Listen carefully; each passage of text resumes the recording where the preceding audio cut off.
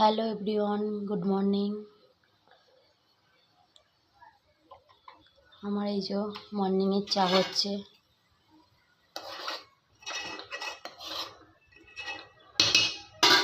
এখন চা খাওয়া হবে।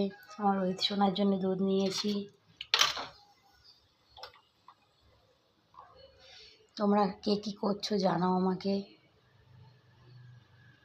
আমার না চায়ের সাথে বেশি মুড়ি খেতে বেশি ভালো লাগে।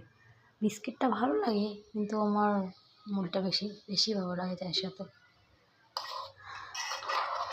হয়ে গেছে চা,